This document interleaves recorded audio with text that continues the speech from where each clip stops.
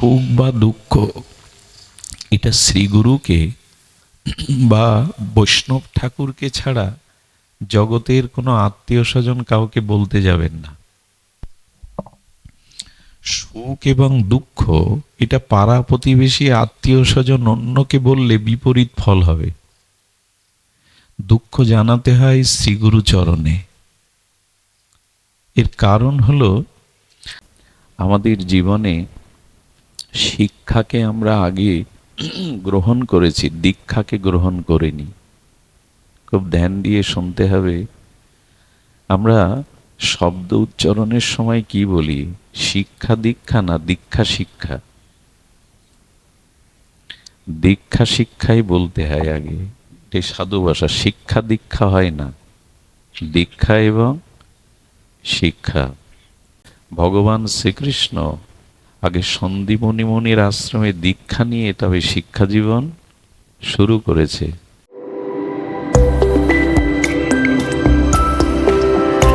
আপনারা দেখছেন Hindu TV YouTube channel.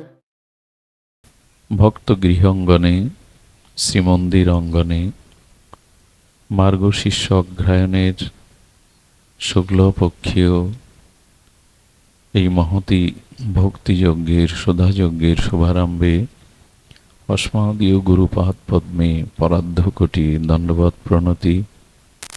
সমাগত সাধুজন, ভক্তজন, মহতজন, শ্রদ্ধাশীলা মাতৃমণ্ডলী, সকল ভক্তচরণে সশ্রদ্ধ দণ্ডবৎ প্রণতি।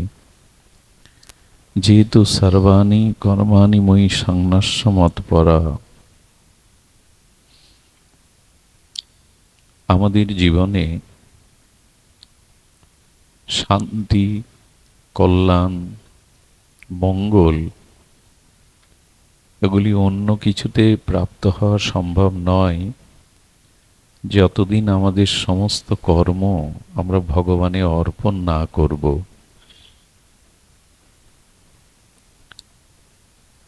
আমাদের জীবনে ততদিন শান্তি, কল্যাণ, মঙ্গল আমরা প্রাপ্ত হতে পারব না যতদিন না সমস্ত কর্ম মনে প্রাণে ভগবানকে অর্পণ করতে না পারব।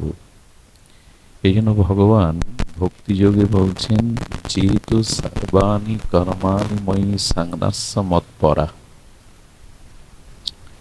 তুমি আমাতে অর্পণ করো। এখন আমরা ফুল, বাতাসা, ধূপ, দীপ, ভগবানকে মালা, চন্দন অর্পণ নিজেকে করি না। এই নিজেকেই ভগবানে অর্পণ করতে হবে। এটার মধ্যেই জীবনের প্রাপ্ত সার্থকতা, কল্যাণ। যেহেতু সর্বাণি ময়ি কর্মাণি সংন্যাস্য মৎপরা, আমাতে পরায়ণ হয়ে আমাতে কর্ম সমর্পণ করো,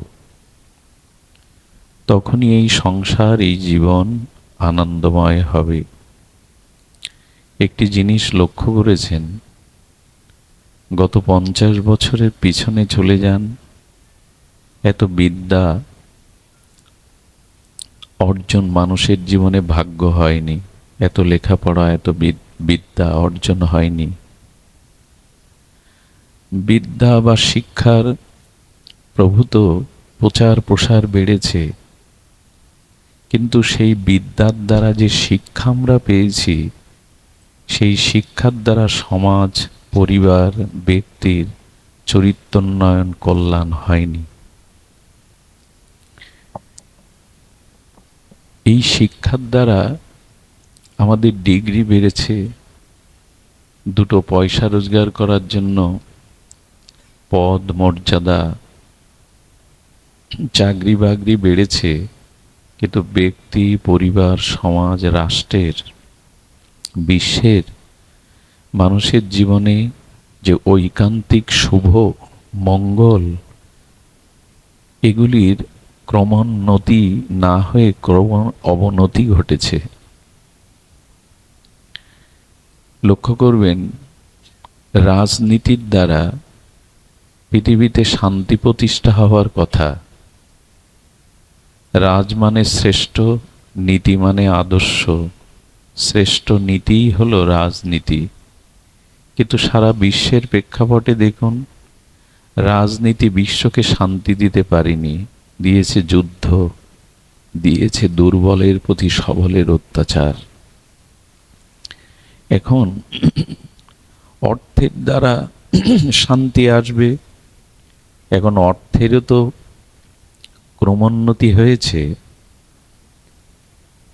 এখান থেকে 5 দশক 50-60 বছর পূর্বে যদি ফিরে যান, মানুষের হাতে এত অর্থ ছিল না, সামর্থ্য ছিল না। অর্থ বেড়েছে, শিক্ষা বেড়েছে, রাজনীতি বেড়েছে, কত কি বেড়েছে, রাস্তাঘাট পাকা হয়েছে, কিন্তু কমেছে মানুষের মনুষ্যত্ব, মানুষের মানবতা, সততা। এর একটাই কারণ, আমাদের জীবনে শিক্ষাকে আমরা আগে গ্রহণ করেছি, দীক্ষাকে গ্রহণ করিনি। খুব ধ্যান দিয়ে শুনতে হবে। আমরা শব্দ উচ্চারণের সময় কি বলি? শিক্ষা দীক্ষা না দীক্ষা শিক্ষা? দীক্ষা শিক্ষাই বলতে হয় আগে। এই সাধু ভাষা। শিক্ষা দীক্ষা হয় না, দীক্ষা এবং শিক্ষা। এর কারণেই আগে দীক্ষা ছিল পুরাকালে। আমাদের প্রাচীনকালে আর্য ঋষিদের সমাজে আগে আপনাকে দীক্ষা নিতে হতো, দীক্ষার পরে আপনার শিক্ষা জীবন শুরু হতো। এখন এটা বিপরীত। আগে লেখাপড়া শেখো, দীক্ষা শিক্ষা বুড়ো বয়সে, হরিনাম বুড়ো বয়সে শেষে। এটাতেই সব কিছুই ওলটপালট হয়ে গেছে, ধ্বংস হয়ে গেছে। রামচন্দ্র আগে বশিষ্ঠ দেবের কাছে দীক্ষা নিয়ে তবে গুরুকুলে শিক্ষা অর্জন করেছে। ভগবান শ্রীকৃষ্ণ আগে সন্দীপনী মুনির আশ্রমে দীক্ষা নিয়ে তবে শিক্ষা জীবন শুরু করেছে। আগে দীক্ষা মানে শ্রীগুরুচরণে নিজেকে পূর্ণ আত্মসমর্পণ করা। আমারই জীবন, আমার সব কিছু শ্রীগুরুচরণে সমর্পিত।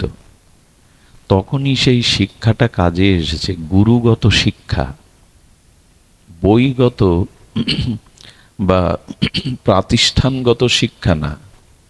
গুরু দীক্ষার পরে, গুরুচরণে সমর্পিত হওয়ার পরে, এই জন্য যেদিন থেকে সনাতন ধর্ম গুরুকুলের শিক্ষা নষ্ট হয়ে গেছে, দীক্ষা নষ্ট হয়ে গেছে, সেই দিন থেকে সব শেষ।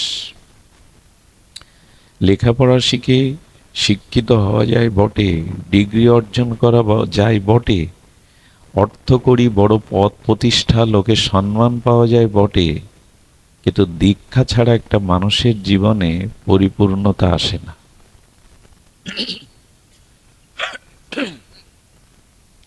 দীক্ষাটি আমাদের আজকে পেছনে পড়ে গেছে। শিক্ষা শিক্ষা শিক্ষা করতে করতে আমরা আমাদের নৈতিক, আমাদের মানবিক গুণাবলীগুলো হারাতে বসেছি। শিক্ষার প্রয়োজন, তবে অগ্রে দীক্ষা। এটা আমাদের স্মরণে নাই যে আমার সন্তানকে, সন্ততিগণকে, মাইকে দিও নাই, কি আবার সাউন্ড বললাম। আমাদের জীবনে আগে শ্রীগুরু চরণে আশ্রয় প্রয়োজন। শ্রীগুরু চরণে, শ্রীগুরুর অনুশাসনে, শ্রীগুরুর প্রতি শ্রদ্ধার দ্বারাই আমাদের চরিত্র গঠন, জীবন গঠন হয়। অনেক জন্মের অজ্ঞান আধারকে দূর করে দিব্য জ্ঞান যিনি জেলে দেন, তিনি শ্রীগুরুদেব। আর এই শ্রীগুরুদেবের চরণে সমর্পণী জীবনই হলো প্রকৃত জীবন। এটাই আমরা ভুলতে বসেছি। একটা কথা বলি, সুখ বা দুঃখ এটা শ্রীগুরুকে বা বৈষ্ণব ঠাকুরকে ছাড়া জগতের কোনো আত্মীয় স্বজন কাউকে বলতে যাবেন না। সুখ এবং দুঃখ এটা পাড়া প্রতিবেশী, আত্মীয় স্বজন, অন্যকে বললে বিপরীত ফল হবে। দুঃখ জানাতে হয় শ্রীগুরু চরণে। এর কারণ হলো, আপনি যখনই কাউকে দুঃখের কথা শুধাবেন, বলবেন, প্রথম প্রশ্ন আপনাদের কাছে আমার জিজ্ঞাসা হলো, দুঃখের ভাগ কি কেউ নেয়? দুঃখের ভাগ কি কেউ নেয়? বলে কি হবে? ভাগ বা ব্যথা তো কেউ নেয় না। বরঞ্চ আপনি দুঃখের কথা বললে কি হবে, এরা পেছনে কিছুটা কিছুটা হাহুতাশ মুখে করবে, কিন্তু পেছনে এদের জীবনে এরা বলে বসবে, দেখবেন দুঃখটা ওর পাওনা ছিল, যেমন কর্ম তেমন ফল। এই সমালোচনাগুলো পেছন থেকে করবে। তো যে দুঃখের ভাগ নিতে পারে না, দুঃখের ব্যথা নিতে পারে না, তাদের দুঃখ জানিয়ে কি করবেন আপনি? আর যদি সুখের কথা বলতে চান, তবে নিজের সুখ অন্যকে বললে কি হবে জানেন? তাদের হৃদয়ে একটা জ্বালা হবে, ওর হলো আমার কেন। এই জন্য সুখ বা দুঃখ অন্য কাউকে না বলে শ্রী গুরুদেবকেই বলতে হয়, জীবনের সব ওইখানেই সমর্পণ করতে হয়। যেমন দশরথ, এই চক্রবর্তী সম্রাট, অযোধ্যা নৃপতি, সূর্যবংশের এই চক্রবর্তী সম্রাট, তিনি পুত্র নাই, দশরথের সন্তান ছিল না, কিন্তু কারো কাছে যাননি, গুরু বশিষ্ঠের চরণে গিয়ে নিবেদন করলেন, গুরুদেব আমার তো কোনো পুত্র নাই, সূর্যবংশের উত্তরাধিকারী কে হবে? গুরুদেব তখন ব্যতীত হলেন। যদি দুঃখের কথা বলতে হয়, গুরুকে সাধুকে বলবেন কেন জানেন? সাধুই কেবল নিজের দুঃখের বেলায় স্থির থাকে, কঠোর থাকে, কিন্তু অন্য জীবের দুঃখেতে তার হৃদয় বিগলিত হয়, এই জন্য তিনি সাধু। পর দুঃখে যার হৃদয় বিগলিত হয়, হাসি আসছে কেন? কি হাসছো কেন বলো? না, হাসি আসলো কেন? কি কারণ? আচ্ছা, তো সাধুকে, গুরুদেবকে যদি দুঃখের কথা বলেন, তার ফল কি হবে? বলো, ওনার হৃদয় গলে যাবে। তুলসীদাস বলেছেন, সাধুর হৃদয় হলো নবনীত, ননির মতো, মাখনের মতো। এই দৃষ্টান্ত আবার তুলসীদাসের পছন্দ হয়নি। বলেন, সাধুর হৃদয় নবনীত, সাধুকা হৃদয় নবনীত সমানা। বলে ঠিক হয়নি বলা, কারণ মাখনের ওপরে কোনো কিছু, সূর্যের তাপ, মাখনের উপরে কোনো কিছু পড়লে মাখনই দমে যায়। কিন্তু সাধুর জীবনে যখন দুঃখ আসে, তখন ভগবানের আশীর্বাদ মনে করে মেনে নেয়। কিন্তু অপরের দুঃখ যখন গুরুদেব শোনেন, তখন তার হৃদয় বিগলিত হয়। তিলক, মালা এগুলো সাধুর লক্ষণ না। বাহ্যিক পোশাক আশাক এগুলো সাধুর পুরোপুরি লক্ষণ না, আংশিক লক্ষণ। সাধু তাকেই বলা যায় যিনি পরের দুঃখ, যার হৃদয় বিগলিত হয়ে যায়, পরের দুঃখকে যিনি নিজ দুঃখ মনে করেন, তাকে বলে সাধু। সাধুর পরিচয় পোশাকে আশাকে নয়। আপনি 2-3 ঘন্টা মন্দিরে পূজা আরতি করেন, তিলক মালা নেন, এটা আপনার আংশিক পরিচয়। পরের দুঃখে যখন আপনার হৃদয় বিগলিত হবে, মাখন নিজে গলে যায় অপরের ভার পড়লে, সূর্যের কিরণ পড়লে। কিন্তু সাধুর জীবনে দুঃখ, সাধু সহনশীল হয়, ওইখানে ভগবানের আশীর্বাদ মনে করে। কিন্তু যেই পরদুঃখের কথা সাধু শুনবে, তার হৃদয় গলে যাবে। এটাই সাধুর শ্রেষ্ঠ পরিচয়। এই জন্য অন্যজনকে সুখ দুঃখের কথা না বলে শ্রী গুরুদেবকে জানাবেন। শোকের কথাও আগে কাউকে না বলে, স্ত্রীকে, পুত্রকে আগে বলবেন, শ্রী গুরুদেবকে সুখের কথা। কারণ এই জগতের সুখের কথা শুনলে অন্যদের হৃদয়ে আপনার জ্বালার কারণ হবে, যন্ত্রণার কারণ হবে। অন্যের সুখ দেখবার মতো, আমাদের অন্যের সুখে সুখী হওয়ার মতো, অন্যের দুঃখে দুঃখী হওয়ার মতো মানসিকতা আমাদের খুব কম আছে। আমরা আরো সুযোগ নেই এগুলো।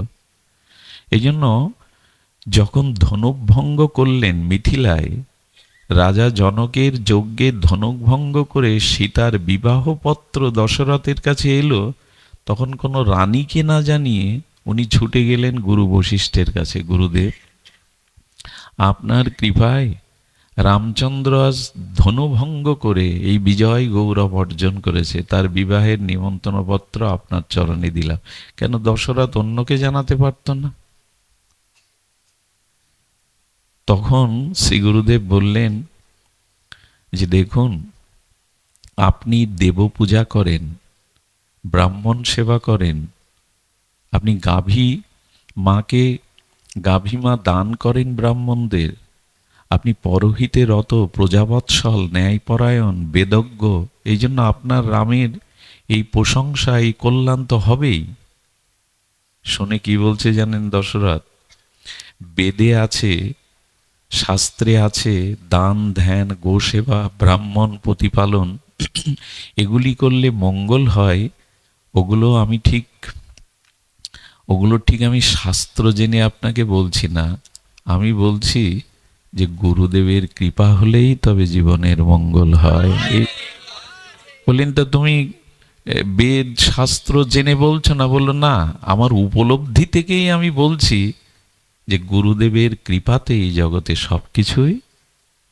এটা দশরথের কথা। এই জন্য শুধু যেন এখান থেকে শুনে না যায়, সুখ দুঃখটা অন্যকে বলে লাভ নেই। শ্রীগুরু, কিন্তু সেই গুরুচরণ আশ্রয় তো আমাদের এখনো মন আসেনি। দীক্ষাটা আগে, তবে শিক্ষাটা কাজে লাগবে। কারো প্রতি শ্রদ্ধা না এলে, শিক্ষকের প্রতি আজকে শ্রদ্ধার নমুনা দেখেছেন? শিক্ষকদের প্রতি আজ আমাদের নমুনা কতটা শ্রদ্ধা, এটা বর্তমান সমাজ হাড়ে হাড়ে টের পাচ্ছে। দীক্ষা না নিলে শ্রদ্ধা আসবে না, শ্রদ্ধাহীন কোনো জ্ঞান লাভের সম্ভাবনা নাই। এই জন্য আগে শিক্ষা না, আগে দীক্ষা। 5 বছর বয়স হলেই সন্তানদের কানে একটু হরিনাম দিয়ে রাখতে হয়, একটু ভগবানের নাম এগুলি দিয়ে রাখতে হয়। ওই বীজ তার ভেতরে কোনো না কোনো দিন অঙ্কুরিত হবে। কি হলো? ওই বীজ তার মধ্যে অঙ্কুরিত হবে। এই জন্য ধ্যান দিন। এই জন্য আগে দীক্ষাটা সন্তানদেরকে দিয়ে নেবেন। সুধীজন, যেহেতু সর্বাণি কর্মাণি ময়ি সংন্যাস্য মৎপরা, গীতার এই মহাবাণীতেই ভগবান নিজে মুখে বলছেন যে না, তুমি সর্বকর্ম গুরুতে ভগবানে সমর্পণ করো। এটা জীবনের কল্যাণ প্রাপ্তির, নিজের মঙ্গল প্রাপ্তির শ্রেয় উপায়, শ্রেষ্ঠ উপায়। এখন আমাদের কর্ম আমরা অর্পণ করি কই? শ্রী ভগবানে, শ্রী গুরুদেবে আমাদের অর্পণ চাই। সুধীজন, লক্ষ্য করবেন আমাদের জীবনে এই সমর্পিত জীবনেই আমাদের পরম কল্যাণ আসতে পারে। তার একটি লক্ষণ শুনুন, খুব অপূর্ব একটি ঘটনা আমাদের রামায়ণে। সেটি হলো, যার কারণে রঘুপতি রামচন্দ্র বনবাসে যাচ্ছে, কার কারণে? কইকেয়ী মায়ের কারণে। তো বনবাসে যাওয়ার পূর্বে ওনাকে 2 বার প্রণাম করেছেন সবার আগে। যার কারণে বনবাসে যাচ্ছেন তাকে 2 বার আগে প্রণাম করেছে, আর নিজের গর্ভধারিণী কৌশল্যাকে 1 বার প্রণাম করেছে। আর যে মায়ের অবদান সব থেকে বেশি, যে মায়ের অবদানের সামনে ব্রহ্মাও মাথা নত করে লজ্জা পেয়েছে, এই অবদান আমারও নাই, সেই মাতা সুমিত্রাকে উনি প্রণাম করতে যাননি। সুমিত্রা কার মা? হ্যাঁ, এগুলো আমরা অনেকেই জানি না। সুমিত্রা হলেন ঠাকুর লক্ষণের মা। আচ্ছা, রামচন্দ্রের সাথে যাচ্ছে কে? বনবাসে কে যাচ্ছে? লক্ষণ, সীতামা তো আছেই, কিন্তু লক্ষণই তো যাচ্ছেন। তো প্রণাম করার কথা, আগে তো যার গর্ভের সন্তান চরণ সেবার জন্য বনবাসে চলে যাচ্ছে, এবং রামচন্দ্রের পরেই কিন্তু অযোধ্যার রাজ্য পাওয়ার কথা ছিল লক্ষণেরই। রামচন্দ্র বলছে, লক্ষণ, আমি পিতৃসত্য পালনের জন্য বনে চললাম, তোমার অধিকার এই সূর্যবংশের রাজসিংহাসনে পরম্পরা ধারায় আসীন হয়ে পিতা মাতা প্রজাদের সেবা করো। তখন লক্ষণ বলেছিল, তোমার চরণ সেবা আমার কাছে পরম ধর্ম, আর এই সিংহাসনে বসে প্রজা পিতামাতার সেবা করা আমার কাছে ধর্ম। আমি ধর্ম মানি না, পরম ধর্ম মানি।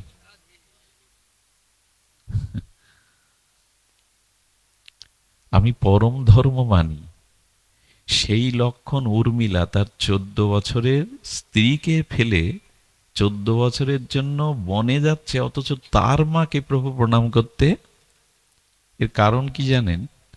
এ জগতে দেখবেন, যাকে খুব ভালো মুখ দিলে, যাকে খুব প্রশংসা করলে, যার সাথে আগে দেখা করলে আমার সাথে সম্পর্ক ভালো থাকবে, দেখা না করলে, প্রশংসা না করলে, তার হাত থেকে কিছু না নিলে সম্পর্ক থাকবে না, সে সম্পর্ক না থাকাই ভালো। বোঝা যায় কথা? সম্পর্ক তখনই অটুট হবে দেখা না করলেও, তার প্রতি স্নেহ মমতা ভালোবাসা না দিলেও, যে আমাকে ছেড়ে যাবে না, এই সম্পর্কই সম্পর্ক। আমাকে ভালো মুখ দিল না, আমাকে ডাকলো না সবার মধ্যে, আমার নামটা উচ্চারণ করলো না, সুখের সংবাদটা আমায় জানালো না, সম্পর্ক আর নাই। এই সম্পর্ক না রাখাই ভালো। সুমিত্রা মাকে প্রণাম করেনি, কইকেয়ী মা যার জন্য বনবাসে তাকে দুবার প্রণাম করলেন, কিন্তু সুমিত্রা মার অবদান শুনলে আপনারও মাথা নত হবে, ব্রহ্মারও মাথা নত হয়েছে। লক্ষণকে বলছেন, তুমি মায়ের কাছে অনুমতি নিয়ে এসো বনগমনের। আচ্ছা, মা অনুমতি দেবে কিনা এটা জানতে বললো, তোমার মা আগে অনুমতি দেয় কিনা জেনে এসো। রামচন্দ্র কি বললেন? বনগমনের অনুমতি নিয়ে এসো। তো জানলো কি করে প্রভু রামচন্দ্র যে মাও তো নিষেধ করতে পারে, আমি মা ওকে বনে যেতে? কিন্তু রাম ভগবান, উনি জানতেন যে সুমিত্রা মা প্রস্তুত হয়ে আছে লক্ষণকে বনে গমনের জন্য। তো লক্ষণকে কি বলছেন? অনুমতি নিয়ে এসো না, বলো বনগমনের মায়ের কাছে তুমি আশীর্বাদ নিয়ে এসো। এই কথা যখন বলছে, তখন সুমিত্রা মা বরণডালা সাজিয়ে এগিয়ে এসছে ঘর থেকে, যে লক্ষণ, তোর যাতে বিলম্ব না হয় প্রভুর সাথে জঙ্গলে যেতে, এজন্য আমি এগিয়ে আসছি তোকে বিদায় দেওয়ার জন্য। অথচ তাকে প্রণাম করছেন না। ভালোবাসলেই, ভালো মুখ দিলেই, হ্যাঁ, আদর যত্ন মালা চন্দন পরালেই সম্পর্ক তোমার সাথে আমার আছে। তুমি ভালো মুখ না দিলে, তুমি আমাকে মালা চন্দন না পরালে সম্পর্ক নেই, ও সম্পর্ক না থাকাই ভালো। সুমিত্রা মাকে প্রণামও করলেন না, অথচ তারই গর্ভের সন্তান লক্ষণ চলেছে 14 বছর বনবাস ছেড়ে, রাজ্য ছেড়ে, সম্পদ ছেড়ে, পিতামাতা ছেড়ে, নিজের বিবাহিত স্ত্রীকে ছেড়ে, এই ত্যাগ। তখন বলছেন, লক্ষণ তুই ভুল করলি। রাম যখন তোকে মায়ের অনুমতি নিতে বলেছে, তোর কিছুক্ষণ দেরি হয়ে গেল না আমার কাছে আসতে?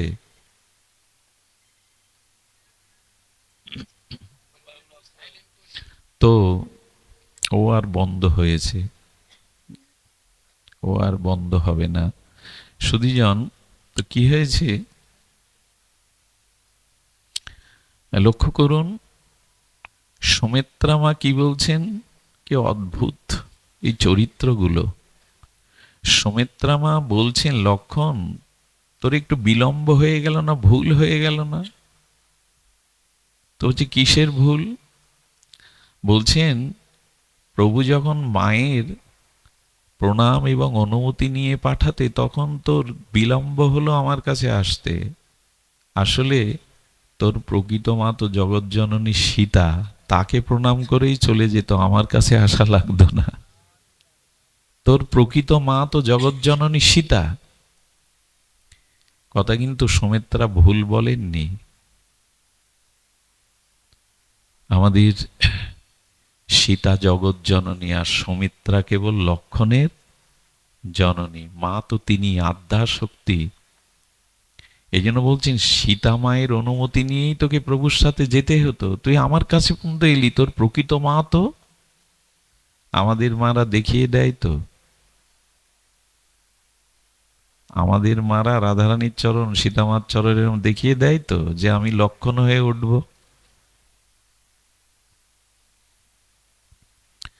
এইসব তত্ত্বগুলো আজ আমরা হারাতে বসেছি। ইন্দোনেশিয়ায় জাতীয় পুস্তক হিসাবে রামায়ণকেই পাঠ্যপুস্তক হিসাবে নিয়েছে, রামায়ণ ইন্দোনেশিয়ায়। আর আমার ঘরের রামায়ণ, আমার বাল্মীকির তুলসীর রামায়ণকে আমরা এইসব চরিত্রগুলো অবলোকন করি না। তখনই সুমিত্রা মা বলছেন, শোন, আপনারাও শুনুন ধ্যান দিয়ে কথাটি, লক্ষণ, রামচন্দ্র রামের জন্য বনবাসে যাচ্ছে না, তোর জন্য যাচ্ছে। একটা হলো এই কথা। সুমিত্রা মা বলছেন রাম পিতৃসত্য, ভগবানের কোনো প্রতিজ্ঞা সত্য রাখা লাগে না। রাম রাবণ বধের জন্যও যাচ্ছে না, এখান থেকেই রাবণ বধ হতে পারে। যাচ্ছে এই জগতে প্রকৃত সেবা, তোর সেবাটা জগতে প্রকাশ করবে বলে। কারণ রাজপ্রাসাদে থাকলে তুই প্রভুর চরণ সেবার সুযোগ পেতিস না।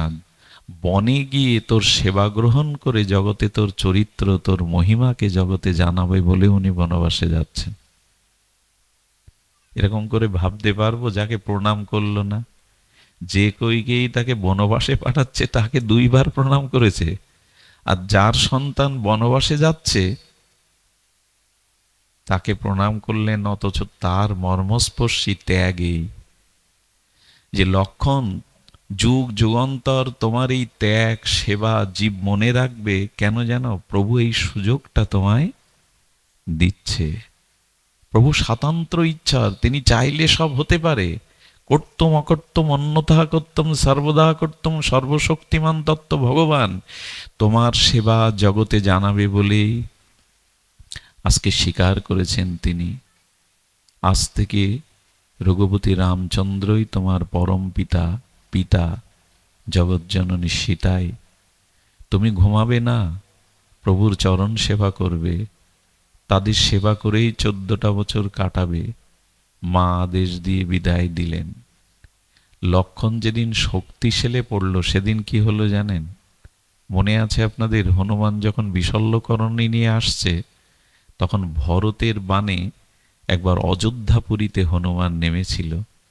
ওই সময়ই সবার চোখে জল এসে গিয়েছিল যে শক্তিশালী লক্ষণ মূর্ছিত হয়ে পড়ে আছে দাদার কোলে। কৌশল্যা হনুমানের কাছে এই সংবাদ শুনে বলছে, হনুমান, রামের প্রতি শ্রদ্ধা আজ থেকে আমার নষ্ট হয়ে গেল। কেন মা? রাম ভগবান, মর্যাদা পুরুষোত্তম, কেন নষ্ট হলো? তো বলছেন নষ্ট হলো এই জন্য যে বড় ভাই থাকতে যদি ছোট ভাইয়ের বুকে শেল পড়ে তবে সে দাঁড়িয়ে কি করছিল? বড় ভাই থাকতে যদি তার ছোট ভাইয়ের বুকে শক্তিশাল বিদ্ধ হয় তবে সে কি করছিল? আজ থেকে রামের প্রতি আমার শ্রদ্ধা কমে গেল। আর হনুমান, রামকে বলো যদি লক্ষণকে না নিয়ে অযোধ্যায় ফেরে তবে রাম যেন বনেই সারা জীবন থাকে, অযোধ্যায় যেন না আসে।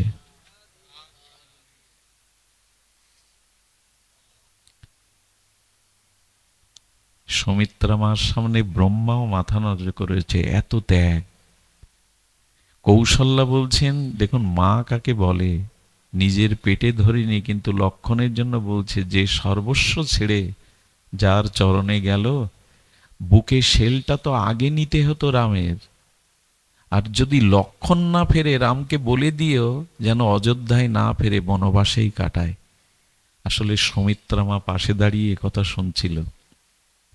সুমিত্রা মা হনুমানকে দিয়ে বলছে, এই কথা যেন রামকে বলো না, বরঞ্চ রামকে বলো, আহা, রামকে বলো লক্ষণ যদি না বাঁচে, তবে শোনো, সেনাপতির যদি সেবক না থাকে, সেনাপতি দুর্বল হয়ে পড়ে, আমার লক্ষণ যদি রামের কারণে প্রাণ উৎসর্গ করে, আমি গর্ব করে বিধাতাকে বলবো, লক্ষণের মা জন্ম জন্ম করো, যারা প্রভুর সেবায় প্রভুর রক্ষার জন্য জীবন উৎসর্গ করে দেয়। আর শোনো হনুমান, রামকে বলো সে যেন ভেঙে না পড়ে, তার সেবক দরকার যুদ্ধক্ষেত্রে, এই জন্য আমার আর একটা ছেলে বেঁচে আছে শত্রুঘ্ন, আমি এই মুহূর্তে তোমার সাথে রামের চরণ সেবায় তাকে পাঠিয়ে দেব। ভাবা যায়, এই যে ভগবানের চরণে, গুরুচরণের সর্বস্ব সমর্পণ, এই কথাটি যে আমরা এখানে গীতা থেকে পড়ছি, যেহেতু সর্বাণি কর্মাণি ময়ি সংন্যস্য মৎপরা, এই দেখুন তার দৃষ্টান্ত। বলে আমার এক ছেলে যদি যায় প্রভুর চরণ সেবায়, আর এক ছেলে বাকি আছে, প্রভুকে বলো যেন দুর্বল না হয়, আমি শত্রুঘ্নকে তোমার কাছে পাঠিয়ে দিচ্ছি। ভরত আর হনুমান কাঁদছে, এত ত্যাগ, এত ত্যাগ এক মায়ের, কই এই ত্যাগ তো আমরা করতে পারিনি, এই ত্যাগ তো আমরা করতে পারিনি। এখন সংসারে গুরুচরণ আশ্রয় না করলে, ভাগবত ধর্মে দীক্ষাপ্রাপ্ত না হলে এই ত্যাগ আসবে না, প্রভুর চরণের প্রতি এই নিবেদন আসবে না। দেখুন, আপনাদের এই যে ত্যাগের কথা যখনই বলছি, তবে একটু মন দিয়ে শুনুন। এই ত্যাগের পেছনে সব থেকে বড় অবদান আমরা জানি আমাদের ভগবান শঙ্করের, শিবের। আচ্ছা, সমুদ্র মন্থন দেবাসুর মিলে করেছিল কেন? সমুদ্র মন্থন কেন হয়েছিল? অমৃতের জন্যই তো সমুদ্র মন্থন হয়েছিল না? কিসের জন্য? অমৃতের জন্য। এই সংসারটা সমুদ্র, আর মন্থন মানে কর্ম বা চেষ্টা। তা আমরা এই সংসার সমুদ্রে কর্ম বা চেষ্টা করি কি পাওয়ার জন্য? বিষ পাওয়ার জন্য। কি পাওয়ার জন্য? অমৃত মানে সুখ বা শান্তি পাওয়ার জন্য। এই জন্য তো এত চেষ্টা, এত খাটাখাটি, তাই না? অমৃত পাওয়ার জন্য। ওরাও তেমনি সমুদ্র মন্থন করছে, কিসের জন্য? অমৃত পাওয়ার জন্য। অমৃতে পেয়ে অমর হবে, সুখী হবে। কিন্তু উঠল কি? প্রথমে কি উঠল? বিষ। সংকেত দিচ্ছে বাল্মীকি যে সংসারে যতই চেষ্টা করো অমৃত বা সুখ পাওয়ার আশা, এখানে বিষই আগে উঠবে। এখানে যতই চেষ্টা করো সংসারে, বিষই আগে উঠবে। উঠল তাই। কিন্তু মজার কথা হলো, যারা অমৃত পাওয়ার জন্য মন্থন করলো, তারা কেউ বিষ নিতে রাজি না। সংসারে সবাই সুখ নিতে রাজি, দুঃখটা কেউ নিতে রাজি না। তো ওখানে ব্রহ্মা ছিলেন, দেবতারা ছিলেন, কিন্তু বিষ কেউ নিতে, আর সেই বিষের জ্বালায় যখন সবাই জ্বলছে, তখন এগিয়ে এলেন বিষ নিতে ভগবান শঙ্কর। অথচ উনি অমৃত চাননি। ওখানে ব্রহ্মা ছিলেন, বিষ্ণু ছিলেন, কিন্তু এগিয়ে এলেন কে? শঙ্কর এগিয়ে এলেন। আমাদের গুরুচাঁদ ঠাকুরকে ভগবান শিবের আবেশ বলা হয়। গুরুচাঁদ ঠাকুরকে ভগবান শঙ্করের আবেশ বলা হয়। এরা জীবের দুঃখ কষ্ট নেওয়ার জন্য আসে। এরা অমৃত নিতে, জগতে নিজের সুখ নিতে আসে না। এই জন্য এরা জগতে পূজিত হয়। আপনি যখনই সুখ নিতে চাইবেন, উঠবে কিন্তু বিষ। কারণ সব থেকে বড় কথা তো ভগবান বলে দিয়েছেন, সংসার দুঃখালয়ম, সংসার অসাৎসতম। এইখানে দুঃখ ছাড়া তুমি কিছু পাবে না। আর দুঃখ মানেই বিষ, দুঃখ মানে অমৃত নয়। তো শান্তির আশায় অমৃত আশার এত ঘষাঘষি, এত চেষ্টা, এত মন্থন করছি রাত দিন, অথচ সেই দুঃখের বিষই আপনজনের লাঞ্ছনা, গঞ্জনা, অপমান, কষ্ট এগুলিই পাচ্ছি। কিন্তু যিনি অমৃত চাননি, তিনিই শেষ পর্যন্ত বিষ নিতে এগিয়ে গেলেন। তুমি রাজি আছো তো অপরের দুঃখ কষ্ট যারা জ্বলছে তাদের সেই বিষটা নেওয়ার? যদি নিতে পারো তখনই তুমি মঙ্গলময়ের অধিকারী হবে।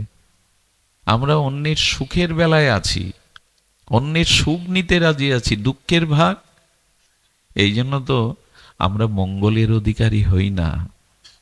ভগবান শঙ্কর সেই বিষ নিলেন, সকলকে সেই বিষের যন্ত্রণা থেকে মুক্তি দিতে বিষ গ্রহণ করলেন। আচ্ছা, ভগবান শঙ্কর সেই বিষ নিলেন, বিষ নিয়ে অন্যদেরকে অমৃত দিলেন, কিন্তু অমৃতের ভাগ তিনি নেননি। লক্ষ্মী উঠল, হ্যাঁ, কত কি উঠল, ধনী রত্ন উঠল, সব অন্য নিল, ভগবান শঙ্কর নিল না। এর মানে কি? সংসারের অপরের দুঃখ কষ্ট বিষ যত নিতে পারবে ততই তুমি মঙ্গলের অধিকারী হবে। ভগবান শঙ্কর এটি নিয়ে জগৎকে জানালেন সংসারের বিষই উঠবে, তবে অন্যকে সুখ আনন্দ দেওয়ার জন্য বিষটা নিজে গ্রহণ করো। আচ্ছা, ওই বিষে মরল তো ভগবান শিব? ভগবান বলে না, ওই কালকূট বিষ মৃত্যু হওয়ার কথা, কিন্তু হয়নি, বরঞ্চ নীলকণ্ঠ নাম হয়ে গেল। কণ্ঠ একটি নাম পেয়ে গেলেন। আচ্ছা, বিষ কণ্ঠ পর্যন্ত ঢুকলো, গাল থেকে লাঞ্চে ঢুকলো না? যদি এই প্রশ্ন যারা তর্ক করে তারা যদি বলে যে বিষ কণ্ঠ নীল হয়ে গেল ওই বুকে ঢুকলো না, লাঞ্চে ঢুকলেই তো মরত। বলো বুকে ঢুকবে না তো? বুকে রাম আছে, ভগবান থাকলে ওখানে বিষ যাবে কি করে? বুকে তো তার রাম আছে, পঞ্চমুখেই তিনি রাম নাম কীর্তন করছেন সর্বদা। শিব ঠাকুরের পঞ্চমুখে ভগবানের, তো ভগবানের নাম আর ভগবান অভিন্ন। ওইখানে ভগবান আছেন তো বিষ কি করবে? হৃদয়ে ভগবানকে রাখুন, তার নাম তার স্মরণ রাখুন, ওখানে বিষও থেমে যাবে। ভক্তদের দুঃখ দেখুন, ভরতের 14 বছরের দুঃখের কথা যদি ইনিয়ে বিনিয়ে বলি আপনারা চোখে জল রাখতে পারবেন না। কিন্তু সেই ভরতই, রামচন্দ্র বললেন ভরতের ন্যায় সাধু এ জগতে আর নাই। ভরত সন্ত শিরোমণি, সাধুদের শিরোমণি। বৃন্দাবনের গোপীরা যেমন শ্রীকৃষ্ণের শ্রেষ্ঠ ভক্ত, তেমনি পুরো ত্রেতাতে ভরতের মতো এত ত্যাগী। আপনি অপরের দুঃখ নিয়ে যত অপরকে শান্তি বা অমৃত দিতে পারবেন ততই আপনি ভরত হয়ে উঠবেন, ততই আপনি মঙ্গলের অধিকারী উঠবেন। ভরতের জন্যই তো রাজ্য, রাজ্য নিল কি? সে তো বুঝতে পারত 14 বছরে, কিন্তু না, খালি পায়ে যাচ্ছে আমার কারণে প্রভু বনবাসে। মায়ের মুখ দেখল না 14 বছর, স্ত্রীকে নিষেধ করে দিল, আমার জন্য প্রভু আজ বনবাসে, জগৎলোককে আজ রাজ্য ছেড়ে বনবাসে, তুমি আমার মুখ দেখবে না। যদি কখনো ইচ্ছা হয় ওই নন্দীগ্রামে পাহাড়ের আড়াল থেকে তুমি আমার কুঠিরটা দেখে আসতে পারো। আমি অযোধ্যাতেও থাকবো না, এখানে কোনো সুখ যেন আমাকে স্পর্শ, আমার কারণে প্রভু বনবাসে। এই ভাবনাগুলো শুনলেই হৃদয় নির্মল হয়। আর যারা আচরণ করে তাদের কি হয়?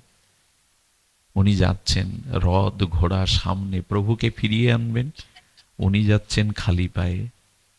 আচ্ছা, ভরতের পায়ে একটা কাঁটা ফুটলো, কাঁটা ফোটার সাথে সাথে ব্যথাটা তো ভরতের লাগার কথা, লাগার না? তখন রাম বলে চোখে জল আসলো। পাশে একজন প্রশ্ন করছে, কাঁটা ফুটেছে তোমার, রাম বলে কাঁদছো কেন? বলে, আমার জন্যই প্রভুর চরণ কমল এই পথ দিয়ে বনে গেছে, যেতে যেতে প্রভুর চরণে কাঁটা ফুটে না জানি কত, নিজের পায়ের কাঁটার ব্যথা উচ্চারণ করছে না, ভাবছে না প্রভুর চরণে কেমন বেজেছিল। ভগবানের জন্য পারবো তো এরকম ভাবনা ভাবতে? রাজ্য ছেড়ে দিয়ে নগ্ন পায়ে যাচ্ছে আর বলছে নিজের পায়ের ব্যথাটা অনুভব করছে না, বলছে প্রভুর পায়ে কিভাবে বেজেছিল। যেখানে গঙ্গার তীরে এক রাত কাটিয়েছিল, ওখানে ভরত ওইখানেই কাটিয়েছিল মাটিতে, প্রভুর চরণ নিয়েই ফিরেছিল, পাদুকা নিয়েই ফিরেছিল। ওই পাদুকা নিয়ে কি করতো জানেন? মাটি কেটে কিছুটা মাটির নিচে শয়ন করত। মাটিটা 1-1.5 হাত কেটে ওর নিচে একজন বলছেন, মাটিতে শয়ন করো রাজপ্রাসাদ ছেড়ে, কিন্তু মাটির নিচে ঘুমাচ্ছ কেন? বললো, আমার আমার প্রভু তো শ্রীরামচন্দ্র, প্রভু যে শয্যায় থাকে সেই শয্যায় নিজের সেবক থাকা উচিত। কোনো বাড়ির কাজের লোক কি প্রভুর খাটে থাকে একসাথে? আমার কারণে প্রভু বনবাসে ভূমিতে শয্যা পেতেছেন, আমার কি ভূমিতে থাকলে মানায়? তাই 1 হাত মাটি কেটে প্রভু সম্মানের জন্য এখানে থাকতে। প্রভু বনে ফল খায়, কিন্তু 14টা বছর দুধ আর ফল খেয়ে কাটিয়েছেন, কোনো অন্ন মুখে দেননি। এগুলো গল্প নয়, এগুলো উপন্যাস নয়। এই হলো ভগবানের জন্য অন্যের জন্য ত্যাগ। এরাই অমৃত পায়, এরাই জগতের অমৃতের অধিকারী হয়। রাত দুপুরে, মধ্য দুপুরে সরজু নদীতে স্নান করতে যেতে একজন বললেন, ভরত, মধ্যরাত্রে স্নান করতে নাই, ব্রাহ্ম মুহূর্তে ভোরবেলা করতে হয়, তুমি রাত দুপুর বেলা আসো কেন? বলো, প্রভাতে সাধুরা স্নান করে সরজুতে। বলি, তখন আসবে? বলো, আমার মতো এমন পাপিষ্টের মুখ যদি ভোরবেলা সাধুরা দেখে, তাদের ভজন নষ্ট হবে, তাদের কল্যাণ নষ্ট হবে। আমার কারণেই তো প্রভু আজ বনবাসে। কত বড় আত্মত্যাগ! আজ আমরা শুধু শুনেই গেলাম, আমাদের ভিতরে ভগবানের জন্য, গুরুদেবের জন্য ত্যাগ কোথায়? নিজের সুখ জলাঞ্জলি দেওয়ার মন কোথায়? চাইছি তো সব কেড়ে নিয়ে নিজে সুখী হতে, অন্যকে সুখ দেওয়ার চেষ্টা কোথায় আমাদের? তাছাড়া তো হবে না। আপনি লক্ষ্য করুন, লক্ষণ, ভরত, হনুমান, ভগবান শঙ্কর, যারা জগৎজীবের জন্য বিষ নিয়েছেন, ত্যাগ স্বীকার করেছেন, তারাই জগতে প্রণম্য, তারাই পূজার আসনে। কই আপনার দুর্যোধনের নাম কাউকে রাখতে দেখেছেন? কোন মায়েরা সনাতন ধর্মে দুর্যোধন নামটা রাখে না, কিন্তু অর্জুন নাম, যুধিষ্ঠির নাম রাখে। ভোগী যারা, অভিমানী যারা, তাদের নাম পর্যন্ত মানুষ উচ্চারণ করতে চায় না। এজন্য জগতে কিছু দেওয়ার জন্য আশা, আমরা শুধু কুড়িয়ে নিতে শিখেছি নিজের মান, সম্মান, সম্পদ, যা কিছু। এজন্য জগতে, সংসারে বিষ নিয়ে যদি অন্যকে অমৃত দিতে পারেন, অন্যের যদি জীবন সুখ জলাঞ্জলি দিতে পারেন, এই শিক্ষাটা দীক্ষা ছাড়া, গুরুচরণ আশ্রয় ছাড়া হয় না। এই জন্য বলছি, আগে শিক্ষা নয়, আগে দীক্ষা, আগে নিজের জীবনকে সমর্পণ করা গুরুচরণে, ভগবত চরণে। তবেই আপনি এই জীবনকে উপলব্ধি করতে পারবেন, তার আগে উপলব্ধি হবে না।